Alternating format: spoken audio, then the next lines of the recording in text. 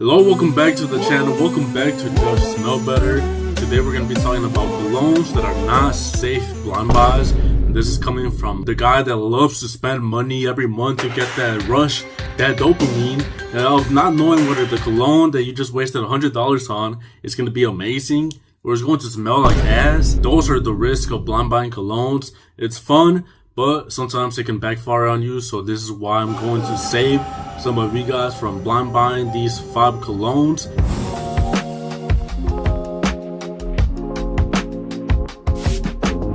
We're going to start off with the number 1, Moschino Toy Boy. This one, it's such a polarizing scent.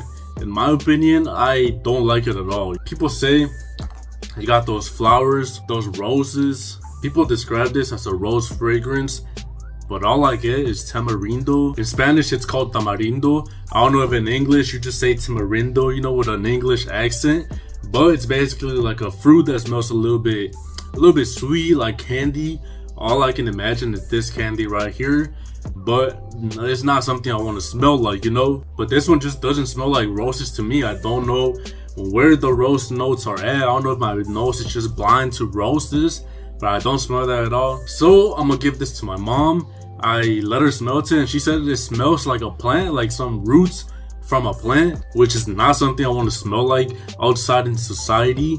So for that reason, Moschino's Toy Boy, really polarizing, really different, unique. I give it props for smelling that unique, smelling, you know, creating something different in the market when everything smells pretty similar. But it's just not a safe blind buy at all. So don't blind buy Moschino's Toy Boy without first smelling it in the store, sampling, or just don't buy it at all, you know. The second cologne that I regret blind buying, it's Bond number 9 Bleecker Street.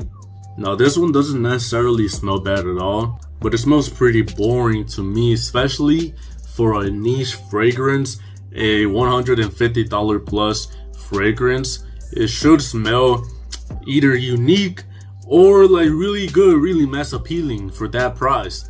But I just smell chemicals. I smell fresh. That's a boring, classic, non-unique fresh. That's all I get from Bleecker Street Bond number 9.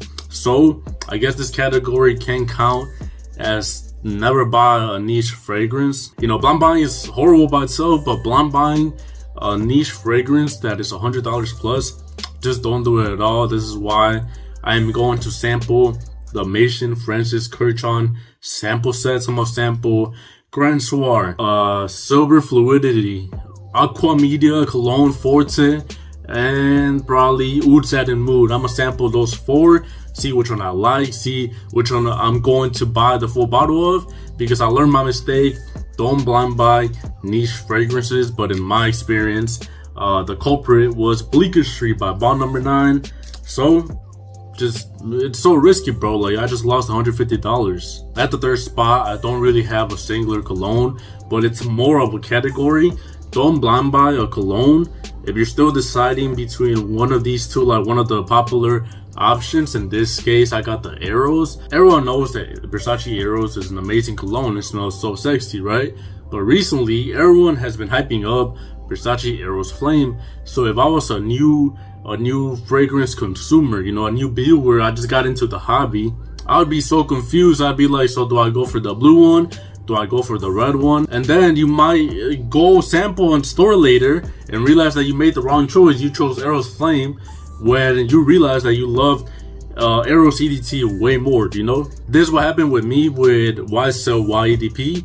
And then I realized that I loved YSL YEDP Intense a lot more. So I sold it and then I got the new one. When there's 2 popular similar colognes, usually flankers, I recommend going to stores and smelling both of them. One right here on the wrist and then the other one on the other wrist. Let them develop, let them dry down, and then make your choice then. So don't buy popular flankers, popular colognes without smelling at least like the 2 options. At number 4, I got Lattafa Quad Off Façon. So this one's just a personal hate of mine. Like, I got the biggest hatred for this cologne because I blind bought it out of the TikTok shop. People said it was amazing after I bought Lattafa Cambra from TikTok. which was an amazing deal, an amazing cologne, such an amazing blind buy, I thought, why not buy Lattafa Quad Al Frisson? And someone in my comments recommended it too. So I bought it, I smelled it, and I was so disappointed, so disgusted with the dirty pineapple smell. So overwhelming, kills your nose, kills all your senses. It's such a horrible fragrance. So this cologne represents, don't buy from the TikTok shop. You know, you gotta realize that social media is all about making money, and people on TikTok, there's a thing called the TikTok shop, right? And cologne creators just create content on these colognes that are available on the TikTok shop, like Lattafa's, or Nautica Voyage, or Rasasi Hawas, and they recommend these colognes because they get a percentage of the sales that they make from their videos. So if they make a video hyping up Lattafa Quad Al Frisson and you click on it, you go to the shop, you buy it, they get a percentage of the viewers' purchase. So every time Lattafa makes a sale from the TikTokers' viewers, they get a percentage and they get the money. So this is why you see so many TikTok videos hyping up Lattafas and Rasasi Hawas and all that shit. I'm not saying they're bad, you know, Lattafa Cambra was amazing, Rasasi Hawas is amazing, but don't blindly trust these TikTok creators who are just in it to make money. They are not really passionate about colognes.